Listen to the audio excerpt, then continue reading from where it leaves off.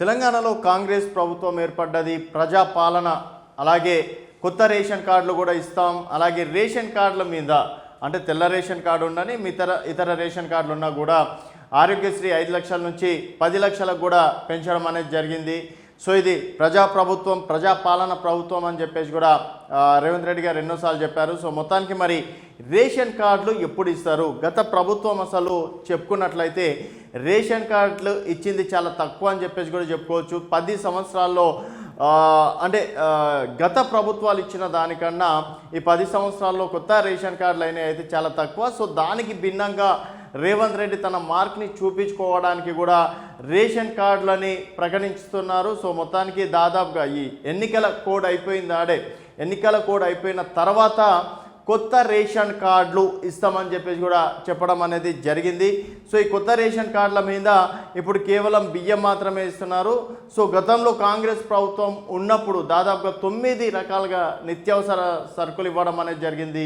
అదేవిధంగా ఇప్పుడు కూడా 9 రకాల నిత్యావసర సరుకులు కూడా ఇస్తామని చెప్పేసి కూడా చెప్పారు. సో ఎన్నికల కోడ్ ముగియడంతో అంటే దాదాపుగా రేపు 1 తర్వాత ఎన్నికల కోడ్ ముగిస్తుంది. 4వ తేదీ తర్వాత రిజల్ట్ వస్తాయి. తర్వాత మొత్తానికి ఎన్నికల కోడ్ అనేది ఉండదు. అప్పుడు ప్రభుత్వం ఎలాంటి క్యాబినెట్ మీటింగ్ సమావేశాలన్నా నిర్వహించుకోవచ్చు. సో ఎలాంటి నిర్ణయాలన్నా తీసుకోవచ్చు.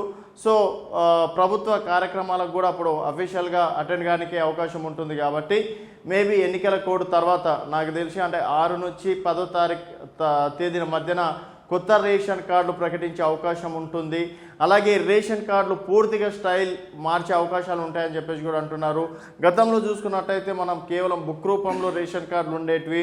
అంటే ఎన్ని సరుకులు తీసుకున్నారు దానికి అక్కడ రాసేవారు. తర్వాత సింప్లిసిటీకి ఒక కార్డు వచ్చింది. తర్వాత మళ్ళీ కేసీఆర్ ప్రభుత్వం వచ్చినాక దానికి మళ్ళీ మార్పులు చేర్పులు చేయడం అనేది జరిగింది. ఇప్పుడు కాంగ్రెస్ ప్రభుత్వం వచ్చింది కాబట్టి మళ్ళీ దానికి మార్పులు చేర్పులు చేస్తారని చెప్పేసి కూడా అందరు భావిస్తున్నారు. సో మరి మార్పులు చేర్పుల కోసం కూడా మరికొన్ని రోజులు మళ్ళీ ఏమన్నా దరఖాస్తు లేకపోతే ఫోటోలు దిగడం కానీ ఇట్లాంటివి ఏమన్నా ఉంటాయా అనేది మాత్రం ఇప్పటివరకు దానిపైన మాత్రం ఒక క్లారిటీ రాలేదు.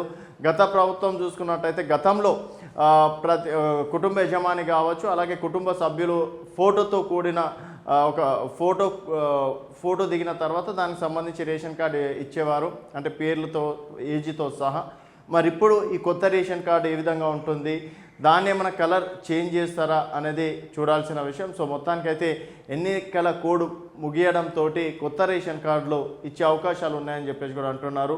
సో డెఫినెట్గా కాంగ్రెస్ ప్రభుత్వం కొత్త రేషన్ కార్డు త్వరలో ఇస్తుందని చెప్పేసి అనుకోవచ్చు అనేది మీ అభిప్రాయాలను కింద కామెంట్ రూపంలో తెలియజేయండి.